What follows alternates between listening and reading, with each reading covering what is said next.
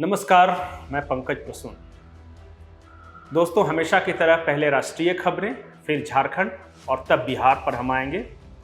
तो आज की सबसे बड़ी राष्ट्रीय पॉलिटिकल खबर ये है कि भारतीय जनता पार्टी के शीर्ष नेतृत्व के द्वारा संजय जोशी, प्रहलाद पटेल और प्रवीण तोगड़िया, ये तीनों नेता गजब के संगठन करता थे।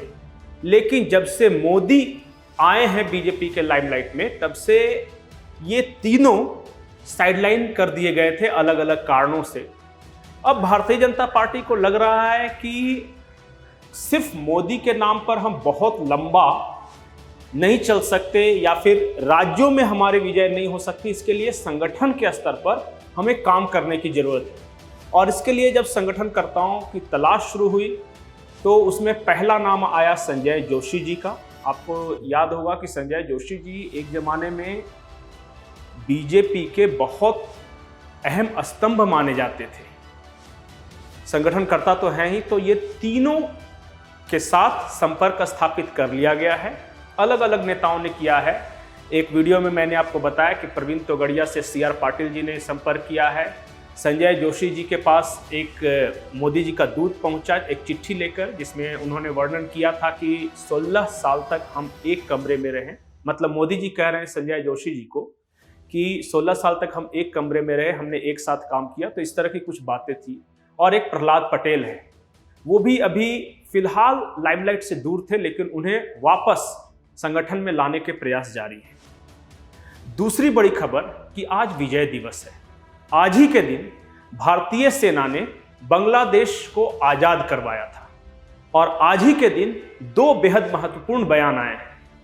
पहला बयान आया है UNO में पाकिस्तान के विदेश मंत्री बिलावल भुट्टो के द्वारा, जिसमें उन्होंने एक तरह से बड़बड़ाते हुए कहा भारत के प्रधानमंत्री मोदी के बारे में कि बूचर ऑफ गुजरात है, उनके अमेरिका में आने पर प्रतिबंध लगा हुआ था। जब वो प्रधानमंत्री बने तब अमेरिका में वो आए, और वो हैं RSS के प्रधानमंत्री हैं, वो भारत के प्रधानमंत्री हैं, वगैरह वगैरह। और दूसरा बयान आया देश के अंदर राहुल गांधी के द्वारा। विजय दिवस के दिन एक प्रेस कॉन्फ्रेंस को संबोधित करते हुए राहुल गांधी ने कहा कि चीन हमारे सैनिकों को पीट रहा है, चीन युद्ध की तैयारियां कर रहा है, और प्रधानमंत्री पुराने वीडियो दिखाकर अपनी पीठ थपथपा रहे हैं। उन्होंने कहा कि भारत सरकार डिनायल मोड में है। भारत सरकार कह रही है कि चीन हमारी सीमा में दाखिल हो रहा है, जबकि चीन का जो पूरा प्रिपरेशन है वो युद्ध का प्रिपरेशन। ये दोनों बयान भारत के विजय दिवस के दिन आना महज संयोग है या प्रयोग है, इसका फैसला आप करें। अब आते हैं अपने राज्य झारखंड की ओर। झारखंड में राजनीति बड़ी दिलचस्प या यूं कहें कि अजीब होती जा रही है। बेरमो से कांग्रेस के विधायक अनूप सिंह हैं, उन्हें ईडी ने समन भेजा है और उन्हें 24 तारीख को हाजिर होने को कहा गया है। और अनूप सिंह को जिस मामले में बुलाया गया है उसमें इरफान अंसारी, नमल मिश्र कोंगाड़िया और राजेश कच्छप, ये तीनों कांग्रेस के ही विधायक कोलकाता में जो कैश लेते हुए पकड़े गए थे, उस सिलसिले में बुलाया गया है। दूसरी ओर हमने कल के वीडियो में आपको बताया था कि कैसे इरफान अंसारी के जो PA हैं अजहरुद्दीन, उन पर आरोप लगा है कि उन्होंने लव जिहाद किया। आज अजहरुद्दीन जो हैं उनकी एक सफाई आया, हमसे उन्होंने संपर्क किया और उन्होंने अपना मैरिज सर्टिफिकेट दिखाते हुए कहा कि दोनों परिवारों ने मर्जी से शादी की है और इसमें लव जिहाद का कोई एंगल नहीं है, सिर्फ लव का एंगल। इसके बाद वो जो अजहरुद्दीन हैं, इरफान अंसारी के PA, वो कहते हैं कि कांग्रेस के ही कुछ लोग इरफान अंसारी को बदनाम करना चाहते हैं और उन्होंने जानबूझकर इस तरह की खबरें मीडिया में प्लांट कराई। उन्होंने अपने विधायक जो कि इरफान अंसारी, उनसे अपील की है कि आप कांग्रेस के अंदर मौजूद उन लोगों की शिकायत कांग्रेस आलाकमान से करें। तो कांग्रेस में घमासान तय है। दूसरी बड़ी खबर जो झारखंड की है वो ये है कि आपको पता होगा कि झारखंड हाईकोर्ट ने 2021 की नियुक्ति नियमावली को निरस्त करते हुए कहा कि जो लोग भी झारखंड के बाहर से भी अगर उन्होंने मैट्रिक और इंटर की परीक्षा दी है तो वो भी यहाँ वैकेंसी में अपने फॉर्म भर सकते हैं, वो परीक्षा में बैठ सकते हैं, उन्हें भी नौकरी मिलेगी। इसके बाद ये सवाल खड़ा होता है कि क्या झारखंड की सरकार भाषण में शेर और कागज पे ढेर है? हम ऐसा इसलिए कह रहे हैं कि जो भी नियमावली बनाती है, मैं 3-4 इंसिडेंट आपको बताना चाहूंगा कि सरकार फैसला लेती है, वाहवाही होती है, लेकिन वो फिर उलझ कर रह जाती है।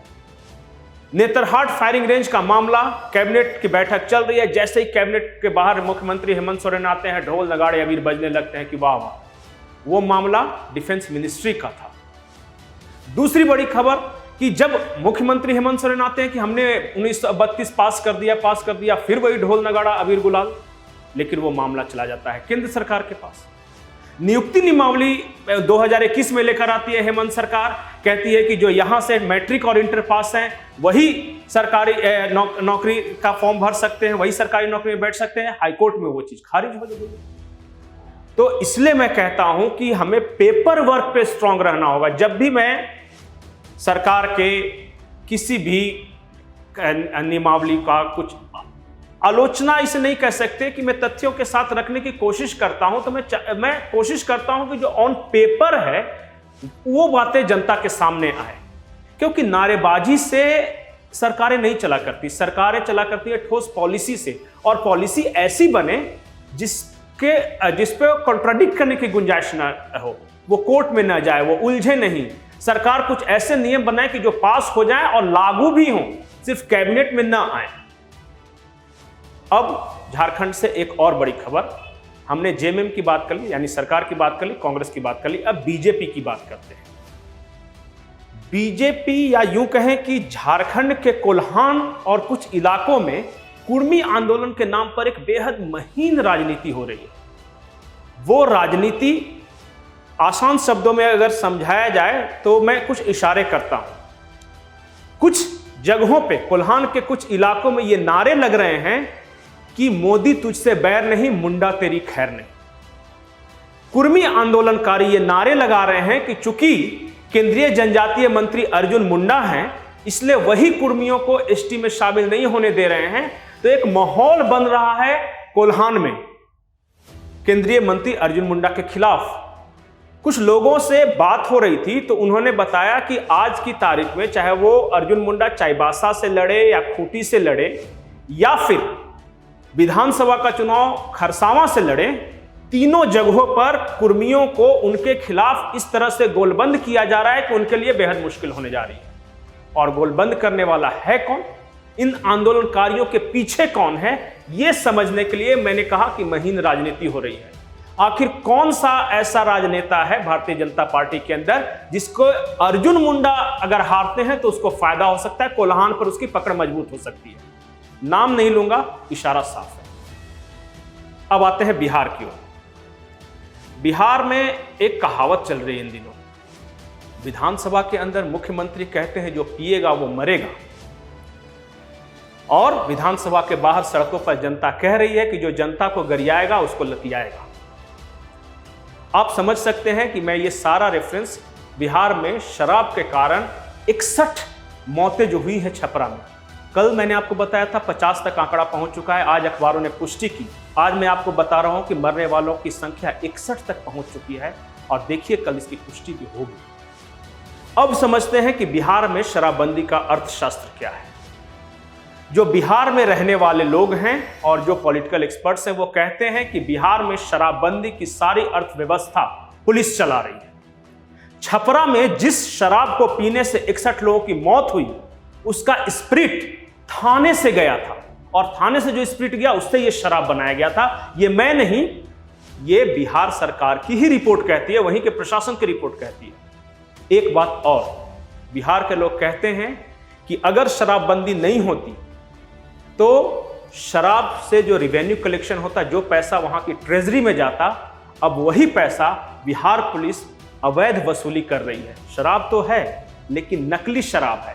Haryana, Paschim Bengal, UP, Jharkhand, north east, का डुप्लीकेट माल बिहार के बाजारों में खपाया जा रहा है। शराबबंदी के नाम पर दुगने तिगने दामों में वहां लोग खरीद रहे हैं और वसूली का जो पैसा है, जो पकड़कर पुलिस वसूल करती है, वो पैसा किन किन लोगों तक पहुंच रहा है, अगर वो सामने आ जाए तो इस अर्थव्यवस्था, बिल्कुल ये जो चल रही है समानांतर अर्थव्यवस्था, आईने की तरह साफ हो जाएगी। कुछ लोग तो यहां तक कहते हैं कि कलेक्शन का पैसा जेडीयू के पास भी पहुंचता है। और शायद यही वजह है कि शराबबंदी पर नीतीश अड़े हुए हैं और दूसरी ओर बिहार में जहरीली शराब से लोगों के मरने का सिलसिला जारी है। 2 दिन पहले छपरा 61 लोग और आज सिवान से भी खबर आ रही है। नमस्कार।